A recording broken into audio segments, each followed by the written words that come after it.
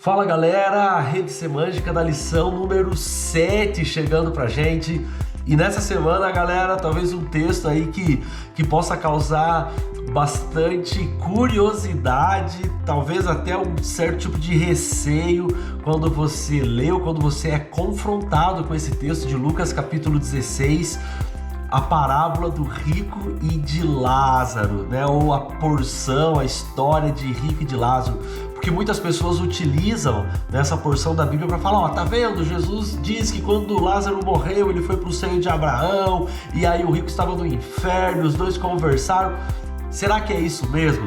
Bom, galera, nós vimos aqui que essa é uma porção da Bíblia metafórica, né? Uma parábola, por alguns motivos, né? Eu vou destacar aqui em cima para vocês alguns motivos pelos quais nós precisamos encarar essa parábola como, de fato, uma parábola, né? O primeiro pelo gênero, né? Pelo gênero literário, né? Nós vemos que a mesma forma que Cristo começa as outras parábolas, ele começa essa também, né? E a construção toda dela, a construção literária dessa porção, a forma como ela está escrita, ela nos mostra que essa é, de fato, uma parábola, né? A segunda delas tem a ver com o contexto, né? Nós vemos ali que todo o contexto de Cristo, antes e depois, ele tem a ver com parábolas, né? Antes Cristo já tinha contado uma parábola, falando ali a respeito do mordomo, né? Fiel, do mordomo infiel e tudo mais, e todo esse contexto está num diálogo ali com líderes religiosos. Então o contexto imediato, ele nos fala a respeito, nos dá a entender que essa é uma parábola. E a terceira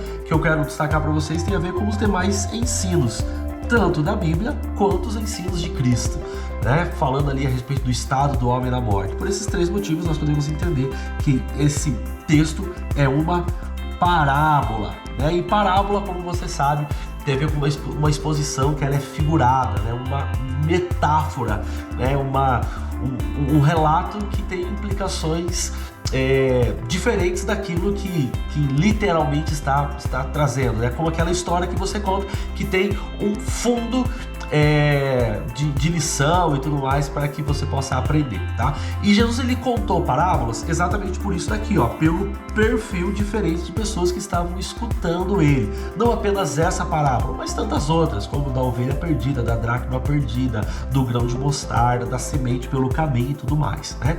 E quais são os perfis que nós temos aqui e o que nós podemos aprender com essa parábola de rico e de Lázaro com relação ao perfil? A primeira delas, galera, tem a ver com crenças, tá? Jesus, ele contou essa parábola porque, como a gente leu, havia, principalmente entre os líderes religiosos, que quando a gente lê no início da sessão ali de Lucas capítulo 16, esses líderes religiosos estavam com Cristo e mesmo esses líderes, eles tinham crenças diferentes. Por exemplo, os saduceus, eles não acreditavam na ressurreição. Fariseus, eles acreditavam na ressurreição. E agora Jesus, independente dessas crenças, ele conta essa parábola, né, com a intenção aí de captar a atenção de todos esses líderes que eram alvo, né, da graça de Cristo, da atenção de Cristo, que Cristo queria salvá-los, mas mesmo assim eles tinham crenças diferentes, perfis diferentes de crenças, tá? A segunda coisa de perfis diferentes que nós temos está relacionado a reações, né?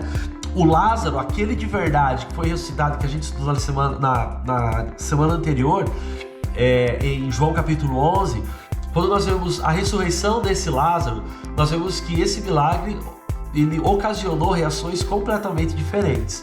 Algumas pessoas creram em Cristo, como a gente viu na Rede Semântica da semana passada, saíram da incredulidade para a crença. Isso foi um perfil de pessoas. Outro quis perseguir e até mesmo matar, né, Cristo e o próprio Lázaro, atentar com relação à vida deles. Então nós vemos que diante dos milagres de Cristo haviam reações completamente diferentes, perfis e reações completamente diferentes, né?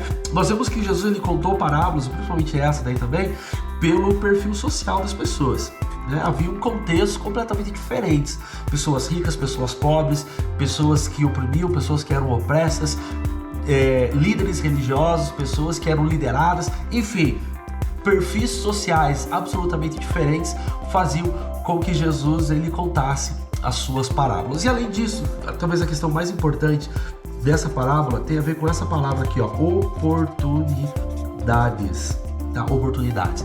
Nós vemos, galera, que logo no início dessa parábola, Lucas capítulo 16, na parábola do mordomo infiel, Nós temos Jesus falando a respeito de nós aproveitarmos as oportunidades que nós temos em vida.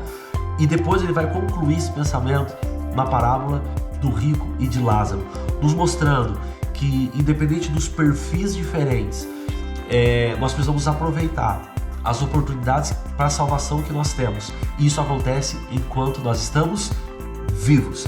Haverão perfis diferentes também com relação à volta de Cristo. Por quê? Porque pessoas, enquanto tinham oportunidade, confiaram e acreditaram em Cristo, e outros preferiram desprezar as oportunidades que Cristo lhes deu.